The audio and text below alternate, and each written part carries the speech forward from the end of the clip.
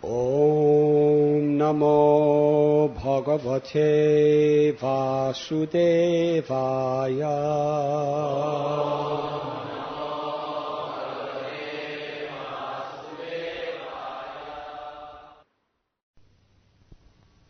Samachita prasantha vimanya vasudava sadhavoje.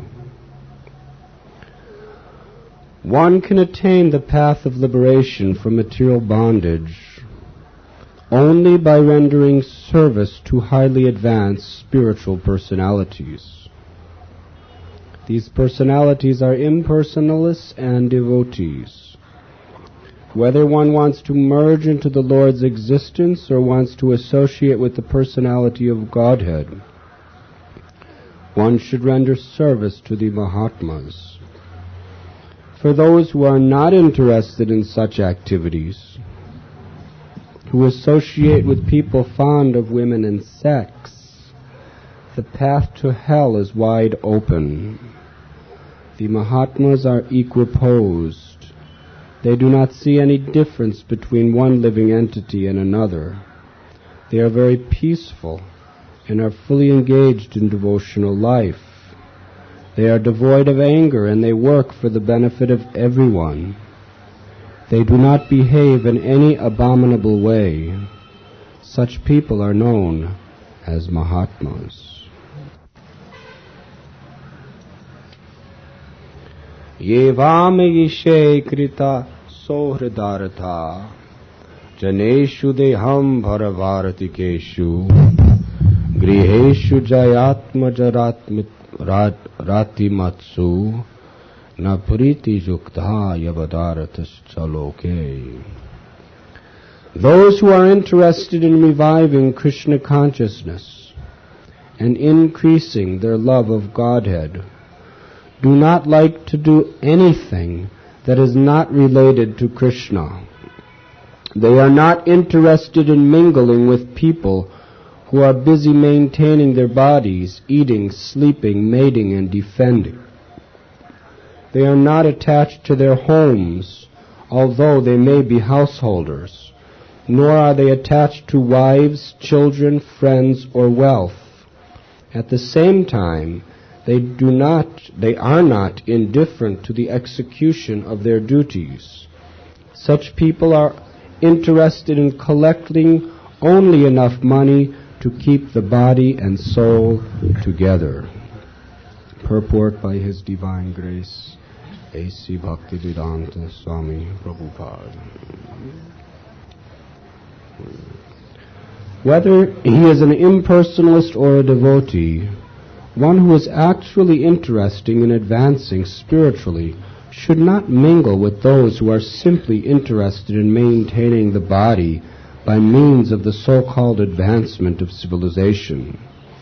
Those who are interested in spiritual life should not be attached to homely comforts in the company of wife, children, friends, and so forth. Even if one is a grhastha, he has to earn his livelihood. He should be satisfied by collecting only enough money to maintain body and soul together. One should not have more than that, nor less than that. As indicated herein, a householder should endeavor to earn money for the execution of bhakti-yoga. Sravanam, kirtanam, visnoh, smaranam, pada-sevanam, arcanam, vandanam, dasyam, sakhyam, atma-nivedanam. A householder should lead such a life that he gets full opportunity to hear and chant. He should worship the deity at home, observe festivals, invite friends in, and give them prasada. A householder should earn money for this purpose, not for sense gratification. Translation. Those who are interested in reviving Krishna consciousness and increasing their love of Godhead do not like to do anything that is not related to Krishna. They are not interested in mingling with people who are busy maintaining their bodies, eating, sleeping, mating, and defending. They are not attached to their homes, although they may be householders, nor are they attached to wives, children, friends, or wealth.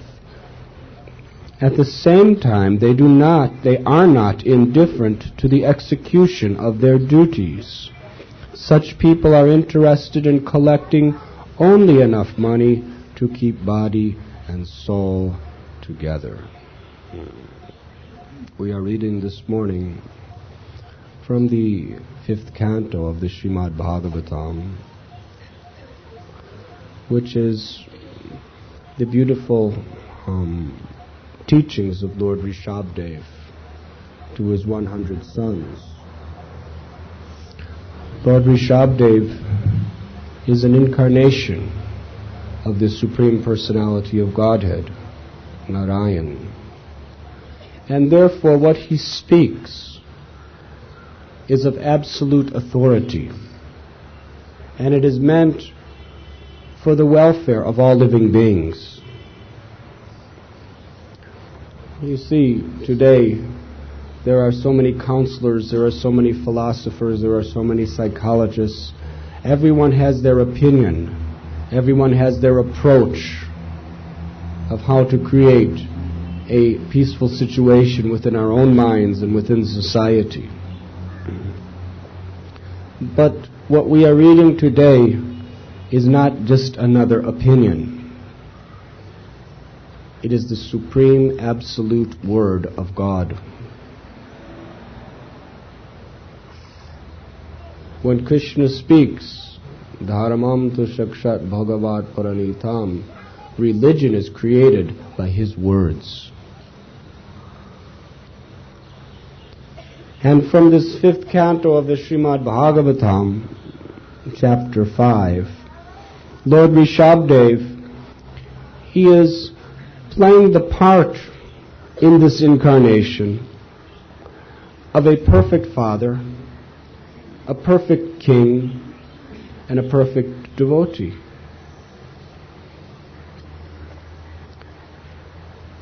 He is the son of Maharaj Nabi. He ruled the citizens for a long, long period of time, very perfectly according to religious principles. You see, it is the duty of a king to guide all the kingdom back to the lotus feet of Sri Krishna. If a king is not doing that, according to the Shastra, he is sinful. Guru na sasyat swajidina sasyat pitana sasyaj jananina sasyat. The Supreme Lord Rishabhdev says in this chapter that one has no right to be a guru, to be a parent, a mother or a father, to be a king or a teacher, unless one can show the way to his dependent by which he never has to take birth in this material world again. To take a responsibility without assuming that responsibility, to take the position without the service, is sinful. In every varna, in every ashram, there is a particular position. There are particular facilities and conveniences that one gains from that position. But there is also a grave responsibility that is required in that position. Unfortunately today, people want the conveniences of the position, but they are not willing to accept the responsibilities. It is the responsibility of a guru, of a king, of a parent, or of a teacher, that if you have any dependent, you must live your life in such a way that they never have to take birth again in this material world. And if you do not do that, you are sinful. You are committing a great offense. Although you may consider yourself very pious, I do not hurt anybody. This is the modern philosophy. I do my service, I do my work, I maintain my family, and I do not hurt anybody. Therefore, I'm a good man.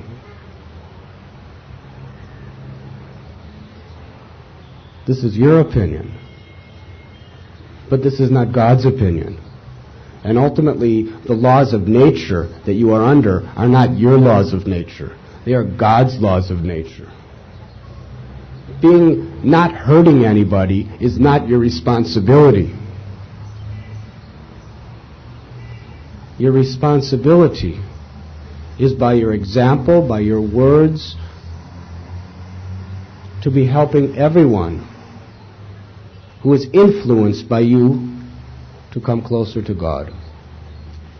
That is your responsibility. Whether you are a grhastha, or a vanaprastha, or a brahmachari, or a sannyasi. Whether you are a brahmin, a kshatriya, a vaishya, or a sudra. Whatever sphere of influence we have over others, we must help them become Krishna conscious. And here it is explained by Lord Rishabdev that you cannot help another become Krishna conscious unless you yourself strive very diligently to revive your own Krishna consciousness. Now Rishabdev himself, he was a noble king, and he organized his entire kingdom with one thing in mind always, to bring people closer to the lotus feet of Sri Hari. That's all. And because he did like that, there was no poverty, there was no disease, because everyone was living in harmony with the laws of nature and the laws of God.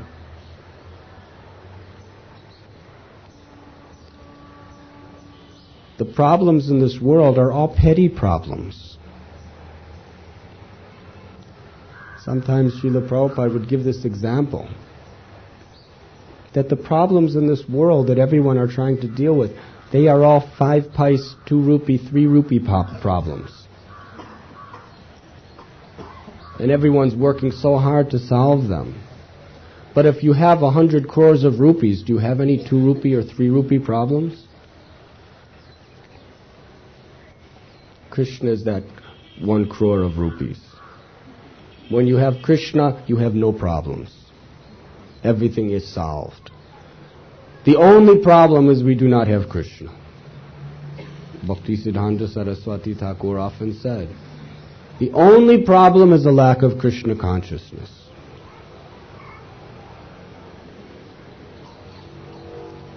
Rishabdev, after revealing to the world the most prosperous, most joyful possible community, because everything was centered in love and devotion to Krishna, and he was sacrificing his life for Krishna's service, to help others.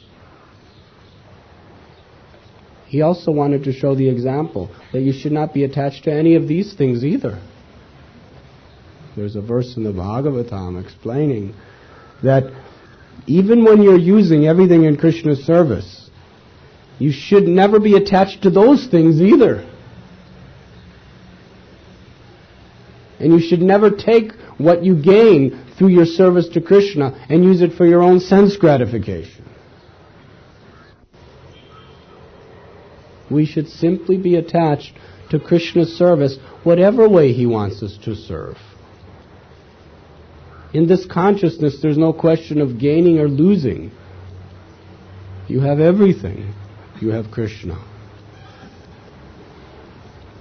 So Rishabdev, when it came the time, his eldest son, Bharat, and his other 99 children, when they were all grown up, he decided, now I should go into the forests and become a vanaprastha, just to show the example to everyone.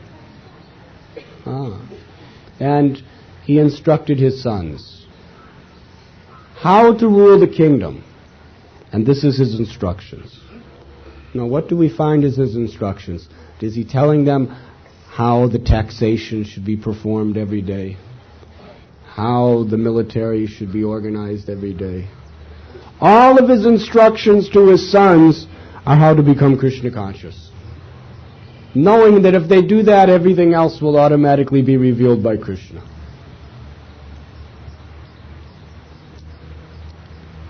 And here he is explaining, knowing that many of his sons, not all, but many of them will be grihastas, he's explaining specifically the duty of grihastha and the duty of everyone who is in this ashram for all time to come. He says that those who are interested in reviving Krishna consciousness and increasing their love of Godhead do not like to do anything that is not related to Krishna.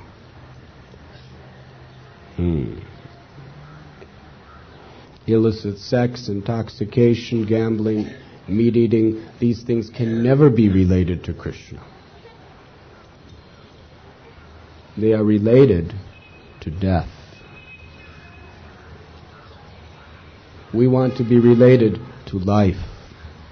Krishna is life. Maya is death. Of course, these are the grossest, most terribly atrocious forms of sinful activity, where an enormous amount of sinful reaction will come into our lives. But even on a subtle level, a devotee is always conscious that whatever he does has a relationship to Krishna, favorably, positively. People ask, what is wrong with watching the television? What is wrong with it? Is it related to Krishna? Is the subject matter Krishna? Is the subject matter going to help you in your service to Krishna, in your meditation on Krishna? If it isn't, it's no relationship. It is simply a disturbance. It is simply a diversion. A real grihastha, everything he does is related to Krishna. And everyone he mingles with in his social life are those persons who will help him to increase his Krishna consciousness. Mahat sevam dwara mahura vimoktes tamo dwaram yoshita shangi shangam. This was the verse before. Rishabdev says that by serving the great souls, the doors to liberation are opened wide. But by associating, by mingling with people who are too much attached to sense enjoyment, the doors to modwaram, to ignorance, the doors to a hellish existence are opened wide.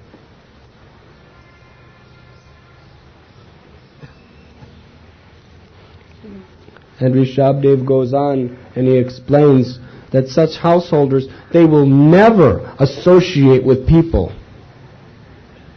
who are simply pounds, shillings, pence for their own sense enjoyment. They will always be seeking out the association of sadhus.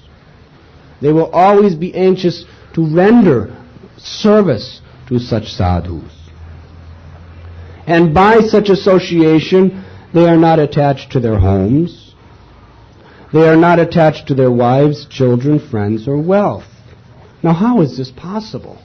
How to live with wife, children, friends, and not be attached? Is it possible? What it means is not to be attached according to your own conceptions. Not to be attached to associating with these facilities for your sense gratification. But we should be attached to our Krishna conscious duties that we have to them. Then actual love grows between us. People think if a householder is not attached to his wives, children, or friends, then he's hard-hearted. There's no love. And bhakti means to love. factually, if he is attached to them on the material platform, there's no question of love ever coming between them. It is simply mutual exploitation and kama, or lust, in grosser, subtle manifestations. That's all.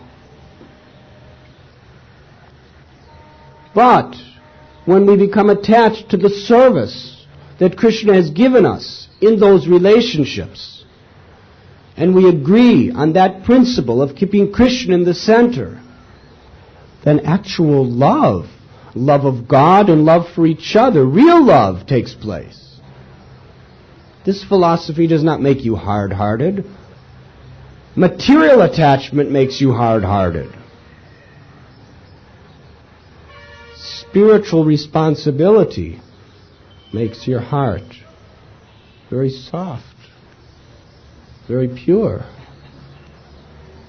full of love. It is explained here, they are not indifferent to the execution of their duties. They understand what their duties are for.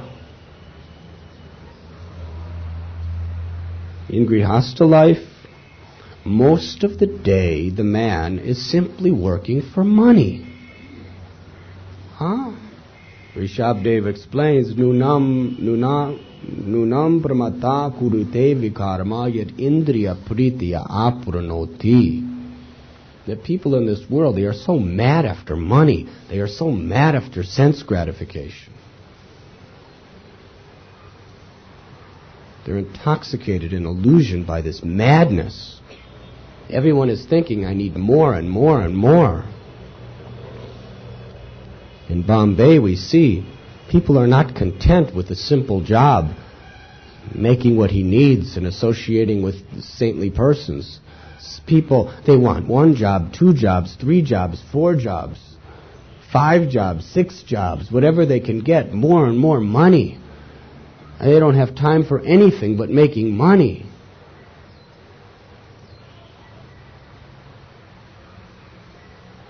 This is called mudha. Namam duskriti nor mudha. Working like an ass. For what? For sense gratification. What is he utilizing that money for? Some people think work is worship. It could be or it could not be. It depends on what you do with your money. If we're simply working and saving, there's so many insects that the ants, they store their food in their hive. Bees also, they store their honey in their hives. And squirrels, we see, they fill their mouth with all things and store them in a secret little hole in a tree. What is the difference between that and investing your money in stocks or in the bank? There's no difference. It's just animal nature. Just making an investment knowing that it's secure and it's going to be there. But nothing is secure. In this world, why are we doing it? People say, well, I'm working very hard, but I'm not using my money for sinful activities, so therefore work is worship. But if you're not using your money for Krishna's service, it's sinful. It doesn't matter what else you do with it. It belongs to Him. What right do you have storing it in a tree? Now they're big, sophisticated trees. The State Bank of India, Standard Chartered Bank of India. In America we have the Chase Manhattan tree. They're all trees. That's all. They're actually perverted reflections of trees, because trees are natural. Trees don't suffer when there's a depression. But banks, they're finished when there's a depression. You're better off putting your money in a tree. So this is human civilization. Just a bunch of squirrels running around, putting as many nuts in their mouth and then going to some tree and stashing it, thinking it'll be here tomorrow. And they're thinking, I'm a very good man, work is worship, I'm holy, I'm a sadhu. These sadhus in saffron, like Maharaj here, they're useless. They're not storing anything in any trees. They're not doing anything.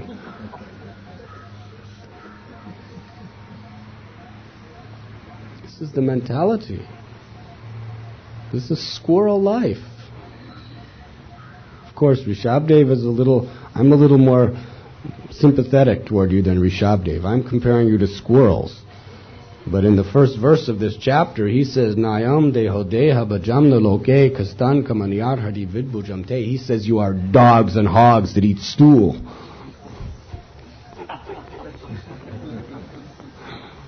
Because sense gratification, according to Rishabdev, is nothing but stool. We have used the example Prabhupada has given us. There's wet stool, dry stool. Hogs and dogs, they love wet stool. They do not like dry stool.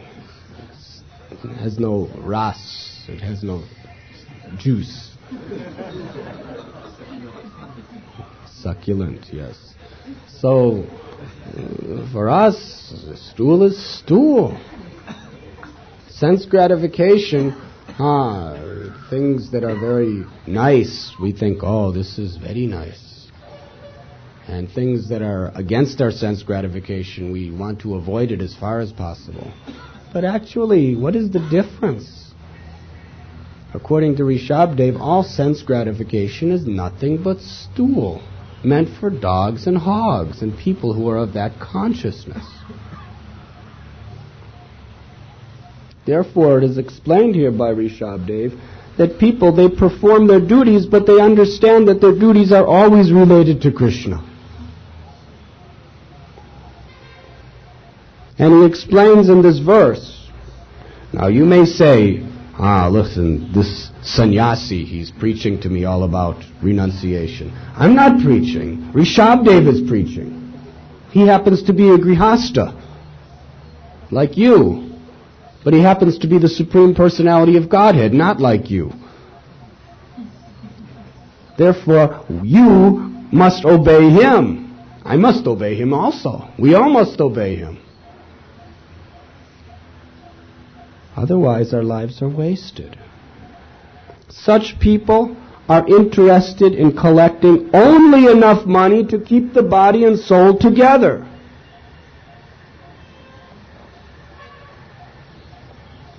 They are not interested in having elaborate arrangements in their homes. They're not interested in having elaborate savings. They're interested in living a simple life, and whatever is beyond the simple necessities of life should be utilized, as Prabhupada explained, for the service of Krishna. He says, a householder should endeavor to earn money for the execution of bhakti-yoga. Sravanam, kirtanam, visnoh, smaranam, pada-sevanam, arcanam, vandanam, dasyam, sakhyam, atma-nivedanam. A householder should lead such a life that he gets full opportunity to hear and chant. Are you doing like that? Is anyone doing like that? Full opportunity to hear and chant. That is the first priority of our life. And we must mold our whole schedule and our whole profession around that principle, creating full opportunity to hear and chant. Today in Kali Yuga, people are so poor-hearted, so cripple-minded, that they have their job, they have their occupation, and they try to organize their hearing and chanting around that. If you put Krishna second, Krishna puts you second. If you put Krishna first and make your priorities around him, he will put you first. This is civilized life. People think, well, how will I live under this principle? It's easy for brahmacharis to talk like this, but I have responsibilities. You have to have faith. If you do not have faith in God, what is the use of our spirituality? If we follow these principles of grhastha ashram according to Krishna's instruction, we have faith. Krishna says in Gita, Ananyas chintayanto mam yejana paryupashyate tesham nityabhayuktanam yogakshemam vahamyaham. For my devotee who surrenders to my words, I protect what he has and I carry what he lacks. Now, do we have faith in the Word of God? Or do we have faith in our own concocted ideas?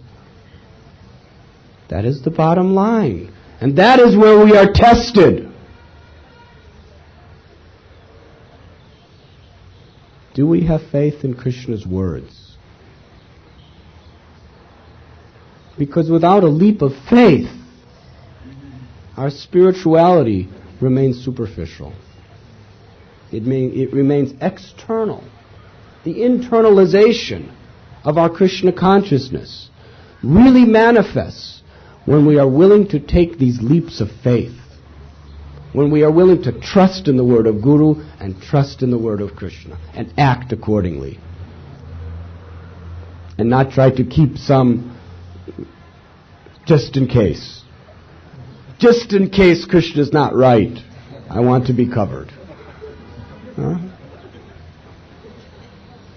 Just in case my Guru has misunderstood, I want to be protected.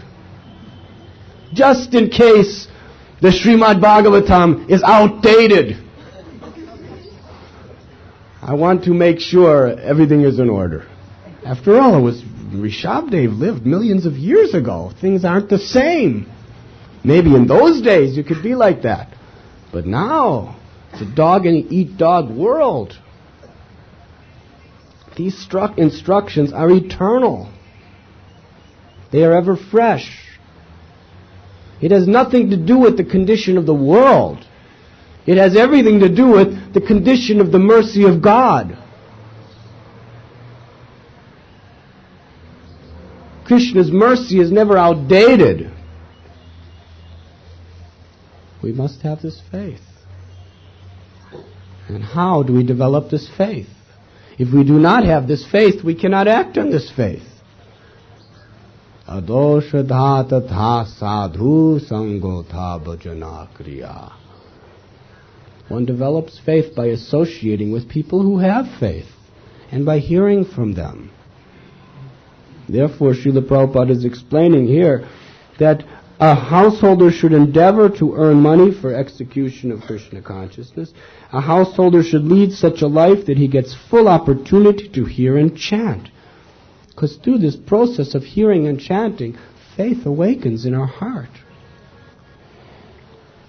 And then Prabhupada gives a very simple formula that anybody could follow. He should worship the deity at home. Make your home Krishna's home, not your home. Sometimes people say, why the deity? Krishna's everywhere. Sometimes when we put a deity in our home, people criticize. Even deity in the temple. I don't need to go to see the deity of Krishna. Krishna's everywhere. Yes, that is true. Krishna's everywhere. But the fact is, do you see him everywhere? Anybody who uses this philosophy, Krishna's everywhere, he's everywhere except my house, because it's my house, right? He's everywhere in your temple. And he's everywhere in all you devotees' houses, everywhere. He's everywhere, but not mine. This is my house, and this is my car, and this is my wife, and I'll do what I want. This is the mentality. If you're actually seeing Krishna, then you're utilizing everything there for Krishna.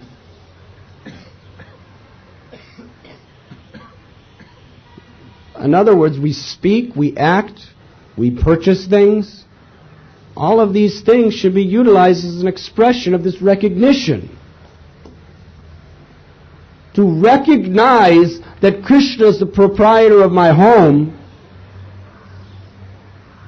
Krishna gives us the formula. You install a deity of Krishna in your home. You give him the most prominent, nicest place in the house. Not, sometimes I see, Krishna's in a closet. You're living in a nice spacious room with a nice bed and he's in a closet. And every now and then you dust him off and put a light on him and say, eat. Eat what I like. Krishna should have nicest part of your house. Actually, the reason most people keep him in his closet is because when relatives, friends come, you don't want them to know that you're worshiping Krishna. Because that's fanatical. So you hide him. Krishna's like a refugee in your house.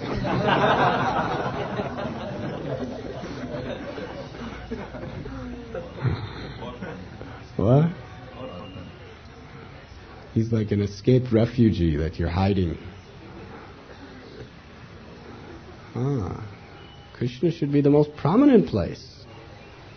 If you accept that it's Krishna's house, when your friends and relatives come, you should say, the first thing, come, let me introduce you to my master.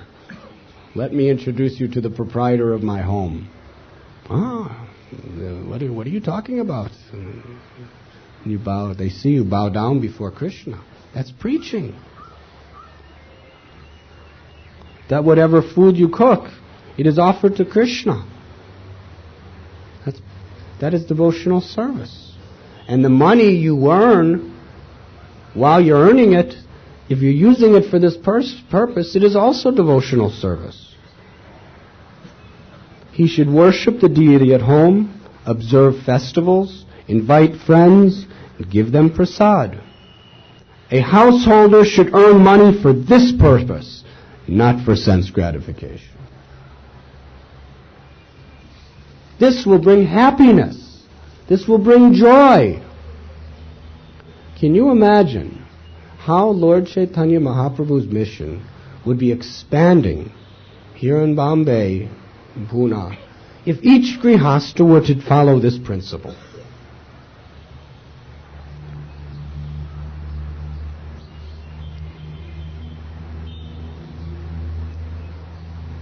Inviting friends to your home, observing festivals, giving prasad, having kirtan, teaching, inviting sadhus to come to assist in this way,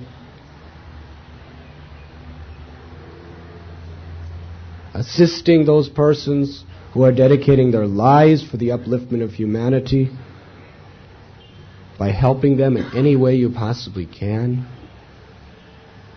This is the real function of money, of wealth. This is human behavior. This is Vaikuntha consciousness. Otherwise we become squirrels, simply storing in trees.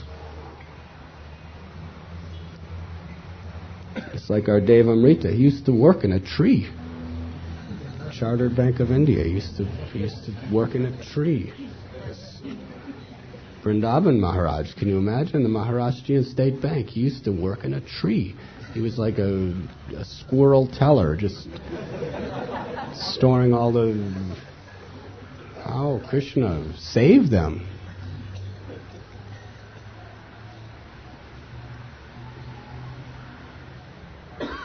Now they are simply distributing. Now they are desire trees. Vanchakalpatarubhyascha kripa sindhubhyaivacha patitanam pavanebhyo vaishnavebhyo. Now they are desire trees, fulfilling everyone's desires. Before they were, oak trees. Just storing, hard labor.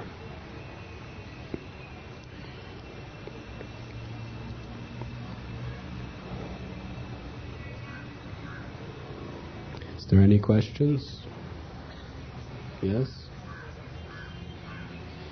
As as it has been mentioned by Rishabhdev Maharaj, that a householder should maintain the minimum necessities of life. Means he has to earn the money that is required, not more than that. Now I think it is I observe it that almost all the persons over here, means all those business people or these people, this basic necessity, whatever that has been mentioned over here, it doesn't require so much hard work. 2-3 years if we work it, it's more than sufficient enough to maintain our basic necessities. Now, I don't know I am right or wrong, but this my own observation says that it is just 2 to 3 years that is required just to maintain that much amount, and we can just go for whole life. Now, what all the other devotees used to argue it is such a way that we are earning more just to satisfy, just to do some service for Krishna. And that's why we are earning it. That is the mental conception of all the other devotees. On the other hand, they are earning more and they are increasing the sense gratification. And only to suppress that sense gratification, they used to say that we are doing the service to Krishna. Now in that circumstances, what is the actual thing? Should we go out or should we just do 2-3 years? 2-3 years is more than sufficient. If we only wanted to know the basic necessities, I think almost all the businessmen who are over here, they will be convinced with it. It doesn't require more than that.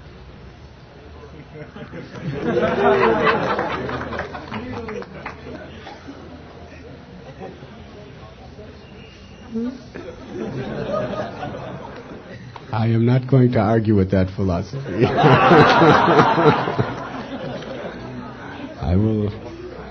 I will support you.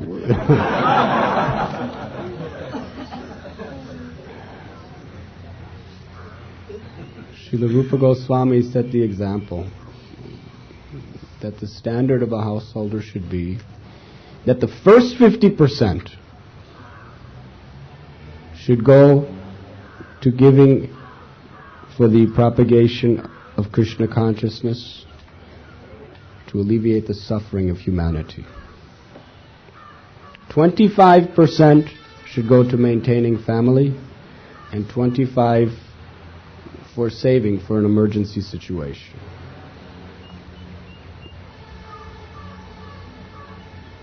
If a grhastha could do that, he would be perfectly situated in Krishna consciousness.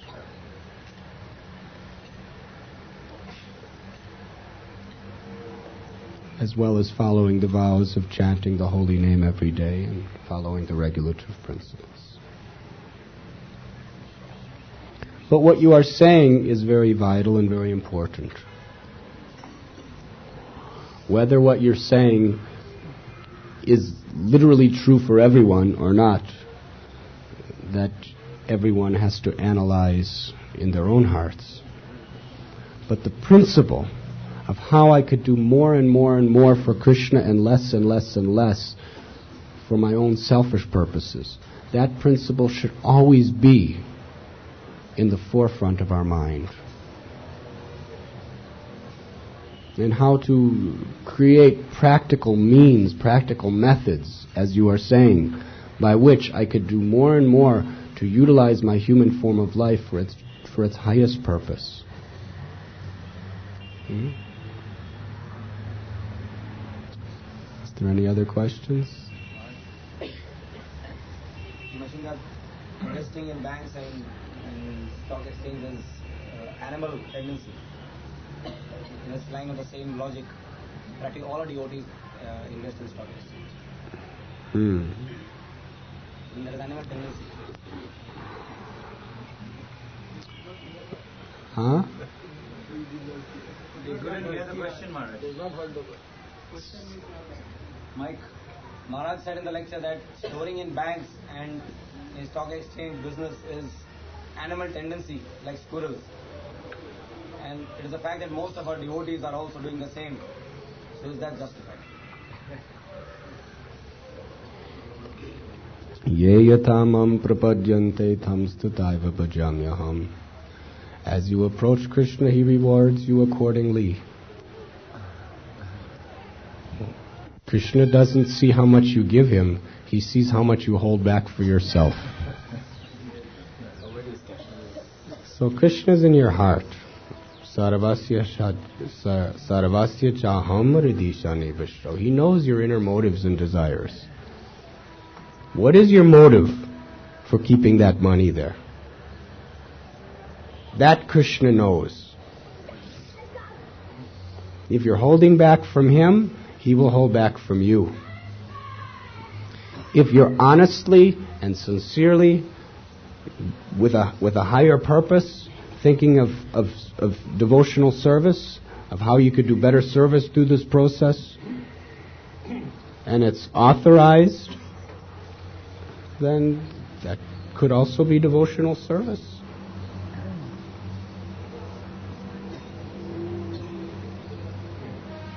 It's not the act so much as the mentality. Why are you doing it? Do you have a spiritual purpose behind it? Is it related to Krishna? Or is it simply for the animal purposes of eating, sleeping, mating, and defending?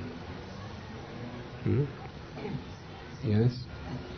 I want to make it very clear to understand myself.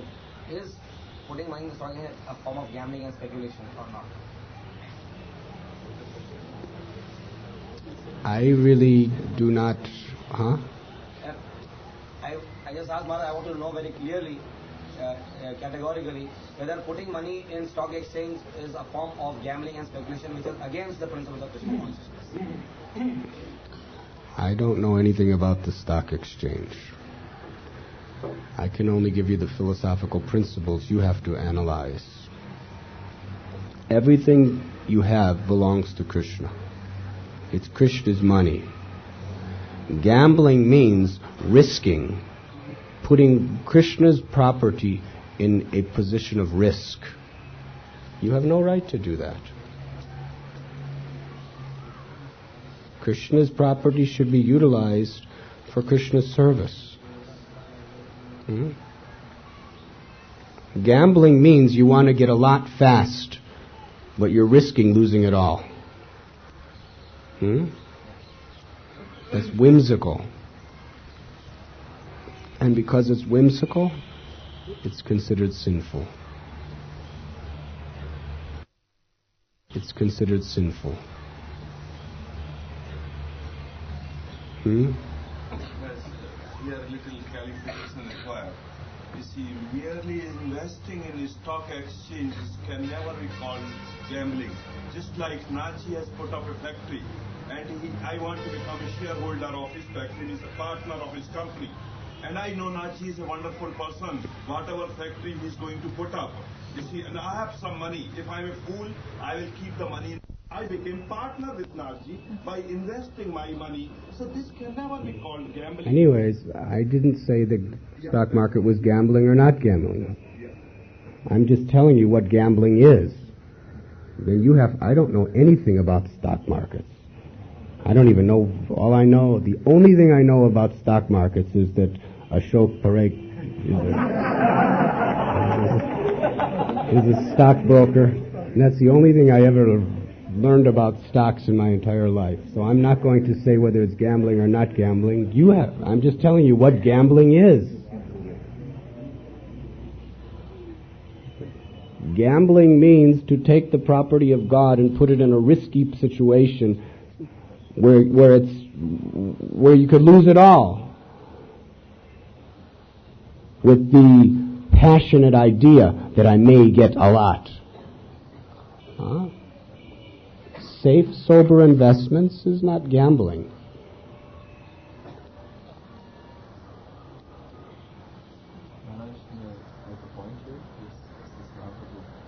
Yes. If you're investing in the stock exchange, then it's not gambling, but if you're speculating, then it's gambling. Correct. That's correct. That's the point Maharaj did. That's correct. So Maharaj did not say that if you invest, it's gambling. That's correct.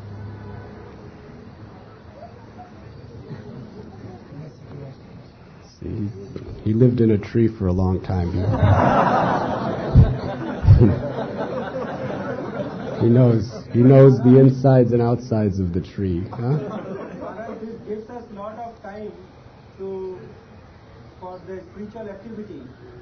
By this we can maintain and get the amount easily, and lot of working like as is reduced. Working for an hour or two is sufficient if we are putting money wisely in proper stocks and this. Then that is Krishna consciousness. It is a question of our motive. It's a question of how we're relating it practically to Krishna consciousness.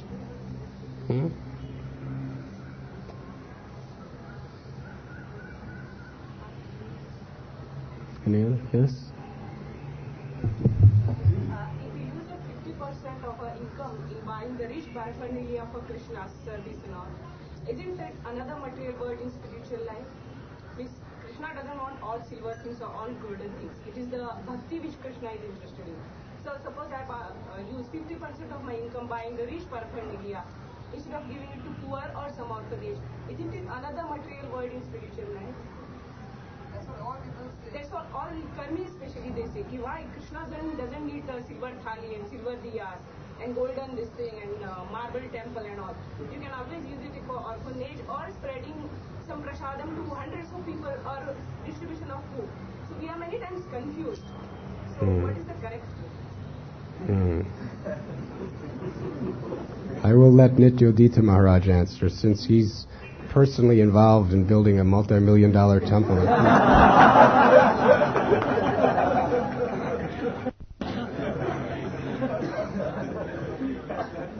You know, I mean, we can hardly build a few rooms in Rishikesh, so I don't have so much realization. But Nityodita Maharaj was one of the key central personalities to build Prabhupada's palace, and now he's head of construction for the most beautiful, expensive temple in the entire world.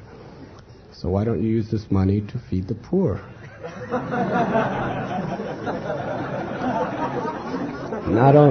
Not only is he building the temple, but he's been the number one person out collecting the money.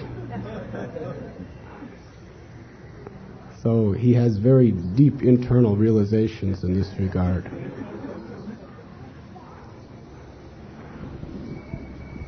Krishna explains to Arjuna that one who claims to be my devotee is not my devotee, but one who's the devotee of my devotee. So I don't know too much about all these things, but I know that whatever we do for Krishna should be done under authority. If you have a certain amount of money and there's a choice to buy gold plates for Krishna or to distribute prasada or distribute books, it's really not up to you to decide. It's up to your spiritual director, your spiritual authority. Then there's no confusion, there's no question. If you're doing everything under the guidance of a pure devotee, then everything's clear. Why make it complicated? We have a system. We approach authority. And then we know Krishna's pleased. And we don't have to worry about what the rest of the world says. We don't have to worry about what the media says. We're pleasing Krishna by pleasing Krishna's devotee. Hare Krishna. If you water the root of the tree, the whole tree is nourished. If you do not serve the root of the tree properly, then the whole tree will die. Krishna is the root. But we cannot serve Krishna directly.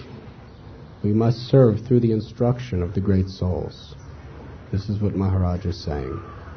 We must learn how to satisfy Krishna by hearing from the spiritual master and from the advanced Vaishnavas. And if we satisfy Krishna, we have nothing to worry.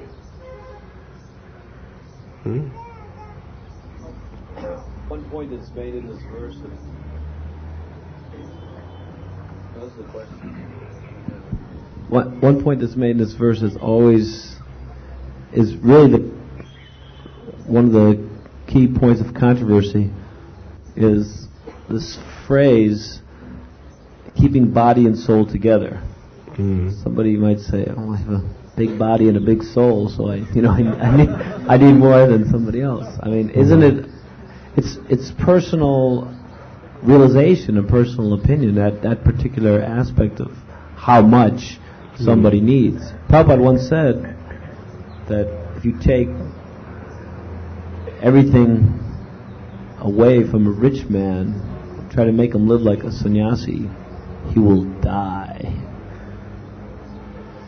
So, how to decide what is keeping the body and soul together? How is each person supposed to understand that phrase?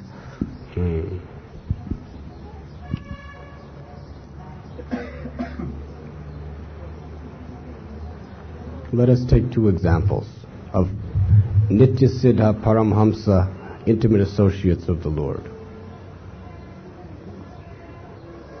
First we'll take Radhanath Das Goswami.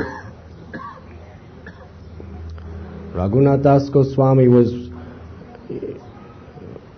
one of the most confidential personal servants of the Supreme Lord Sri Chaitanya Mahaprabhu.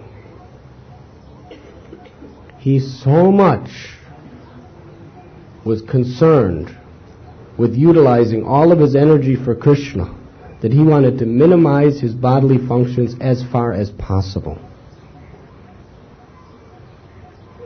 At one point, Srila Radhanath Das Goswami, Chaitanya Mahaprabhu was observing,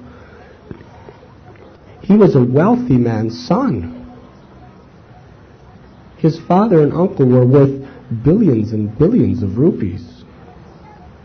They were the wealthiest people in all of Bengal. And they were pious. They were Vaishnavas. They were devotees. They were supporting practically all the activities of the devotees in the entire state. They lived in Saptagram. They were big, big landowners. And they had such influence. But Radhanath was not concerned with all of that. He left it all. He was the only son. They were depending everything on him.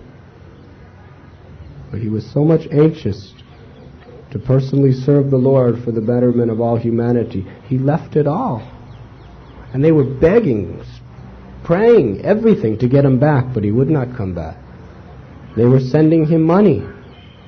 He was using it to feed all the Vaishnavas. But then he stopped taking that. Then he was begging at the Shingadwara gate. But then he felt too fruitive. He was looking at people, thinking that when people go by, rather than thinking of what I can do for them, I'm thinking was what are they going to give to me? So he stopped begging. So eventually, once a day, what he would do is the prasadam of Jagannath that was not sold throughout the entire day. They would throw it for the cows to eat. Just on a big pile. To this day, that place is still at the Jagannath temple where they just throw the old prasad, and there's always cows walking around on this pile eating rice. And at the end of the day, after the cows ate everything, the rotten parts that the cows didn't like and spit out, Radhanath would take that and eat it. And that's all his tongue would touch throughout the day, was rotten rice rejected from the mouth of cows, spit out. But to him, even that was too much sense gratification. He came to the point where every 2 or 3 days he would take a tiny little poundful of buttermilk. And while he would be taking it, he would be sincerely condemning himself, thinking, just see what a useless person I am. Wasting all this precious time and energy simply for my sense gratification when I should be serving Krishna. And his body was emaciated because he was only taking a little buttermilk every 2-3 days, 1 poundful. That's Radhanath Das Goswami. He was keeping his body and soul together with that. Now, let's talk about another Nitya Siddha Paramhamsa, who's no less, Bhima. Could anyone say Raghunath is a better devotee than Bhima? They are both on the highest platform. Bhima, you know the story. He used to eat a lot.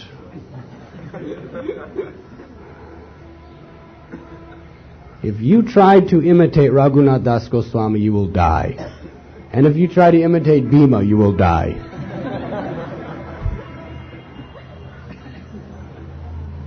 You know that in Ekachakra, Lord Nityananda's birthplace, before the advent of Lord Nityananda, there was a great demon of the name Bakasura. Kunti, the Pandavas, they were all staying together in the house of one family. And this Bakasura was very, very bad demon. He was just whimsically coming in. He was a Rakshasa. He would just come into the town and eat people. Just start devouring people. So the leaders of the town made an agreement that once, I think every fortnight, we will bring you an offering of a whole gigantic wagon full of food, nice food, rich foods, and you can eat the wagon plus the driver. Just leave us alone. All right. So they were taking different people from different houses every day. So the home that Kunti was in with her 5 sons,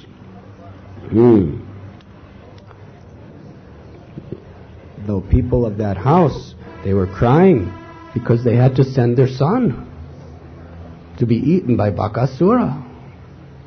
So Kunti felt very much sympathetic. She said, you only have 1 son, but I have 5 sons. Let me send mine. If he eats my son, I still have 4 more. But he will not eat my son.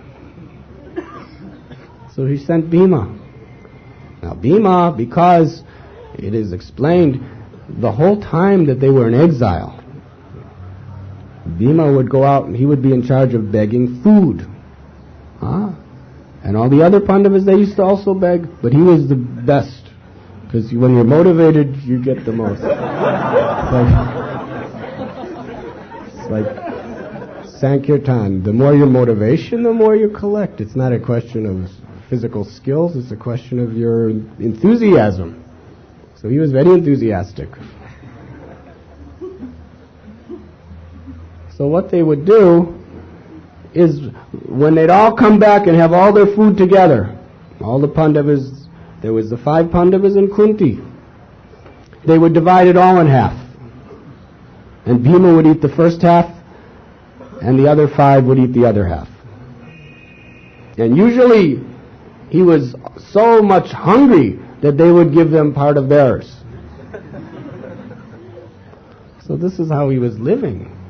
He was living for years without having ever been satisfied as far as keeping body and soul together.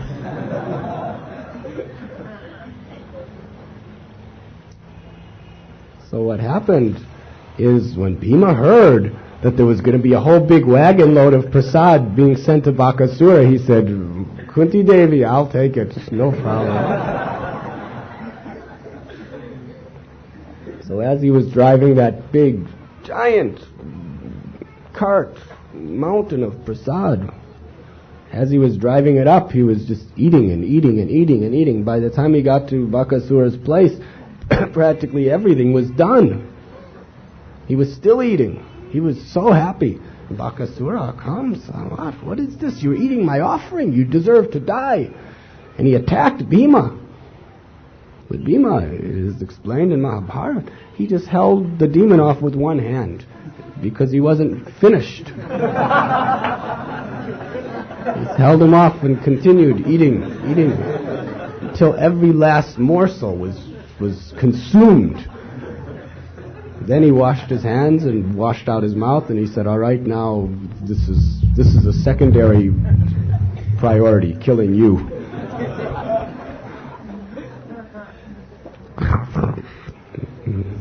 Like that.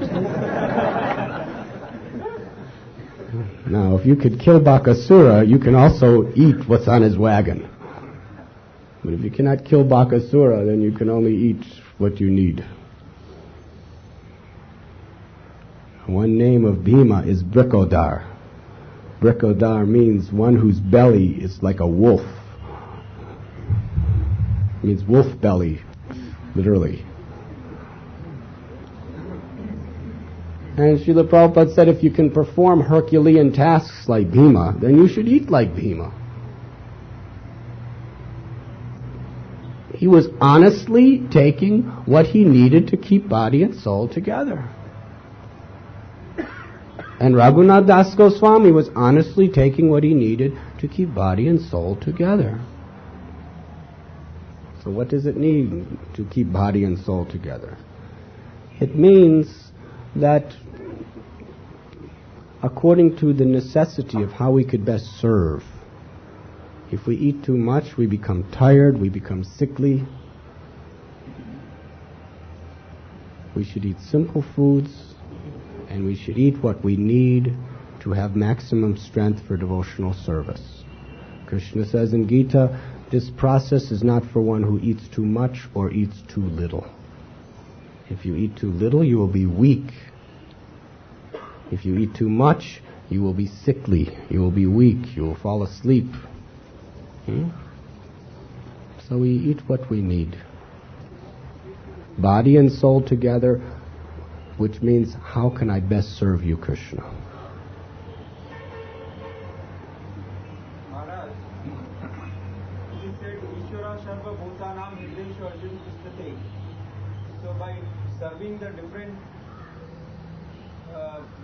peoples also we can serve Krishna? By serving who? Different people, because Krishna is in the heart of every living entity. Krishna consciousness means to be conscious of Krishna in them. If you are conscious of Krishna in them and you are serving them accordingly, yes, that is devotional service. But without the guidance of one who is conscious of Krishna within them, which means the spiritual master,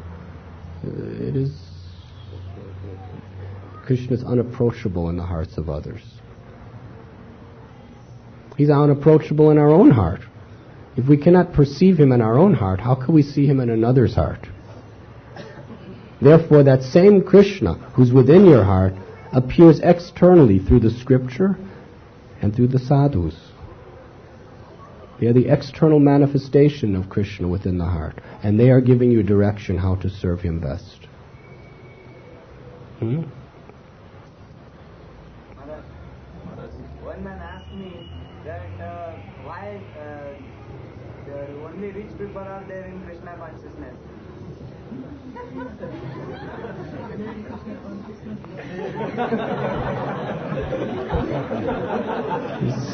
Nityodita Maharaj he's so hungry he's eating Q-tips.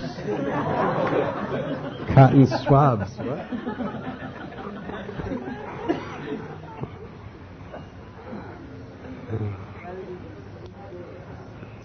Would you like to answer that question, Swami?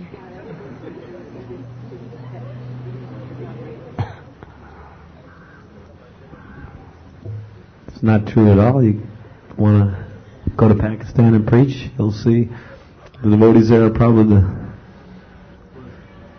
the poorest devotees you'll ever find, but they're some of the most blissful people on the planet. When I go there, it's the most ecstatic programs ever, anywhere. If you go to Africa, see the devotees there. Go to New Vrindavan. They don't have anything there. All they have is Krishna. What that person is saying is true. In that sense, it's true. Right? Whoever has Krishna is the wealthiest of all people.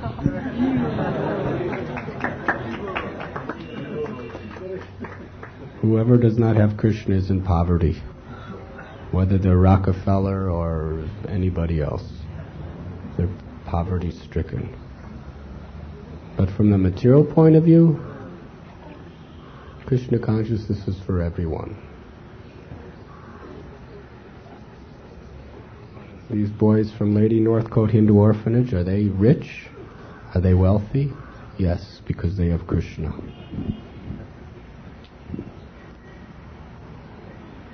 Yes? First is connected with the question which you see, body and soul, because the another question was asked. Because usually now there's the practical side of the question I'm asking, that my friends, good friends, and my God brothers say, well, we must keep body and soul together because we have all the fly mentality. All the time we want to find out which suits us in what our Prabhupada has taught us and which suits in our situation. Just like one advocate or doctor, he started observing some austerity at the time, and Prabhupada has mentioned about that, and within 1 year time he died.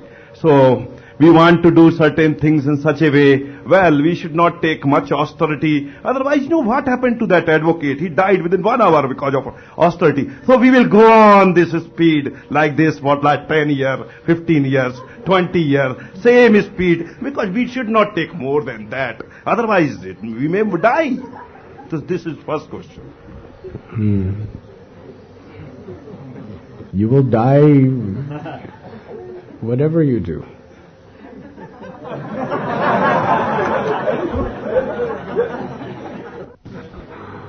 Unless we're willing to die for Krishna, we cannot live for Krishna.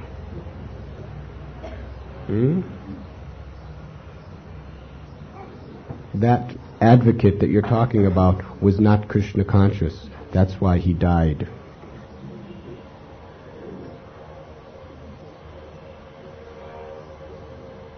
Sanatana Goswami, Rupa Goswami, they had a lot more than him, and they gave it all up in a day. And they lived. Unless we're willing to die for Krishna, we cannot live for Krishna.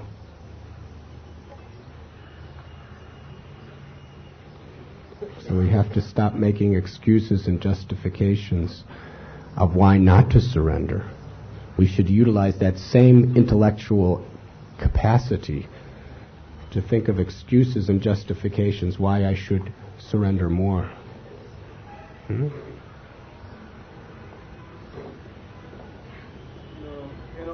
Another question. The time has been expired. Okay. Then some other time. What time is it now? 10 o'clock.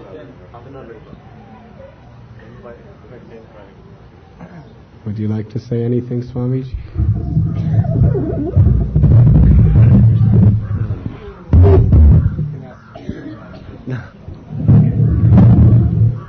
Yeah, the second question that's troubling me all the time, that most of the people who are trying to become Krishna conscious, they can give up meat eating, gambling, leisure, sex, intoxication, they are ready to chant. But now new philosophy is developing, we can control not to see video or television, but we can't force our children, they must see, otherwise they will go out. And by that method they also see. So, because this actually this is the way by which we are fooling. Because everything we can give up to, but to give up television, Maharaj, is the most difficult thing in this age.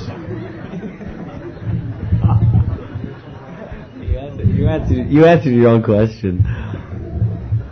If you're attached to seeing it, the mind will figure out some way to see it. So the point of Maharaj's lecture, the first point of it was that if you're going to be a parent, then you have to deliver your child from the cycle of birth and death. It's your responsibility. If you're teaching them in the guise of excuse because they want to watch TV, which has nothing to do with Krishna consciousness, then it's sinful. It's sinful. You're not doing your duty. So take the responsibility to be a parent seriously and set the best example. have all your time engaged in activities more pleasurable than watching TV. Chanting Hare Krishna, worshipping the deity, inviting friends, like it says in the purport.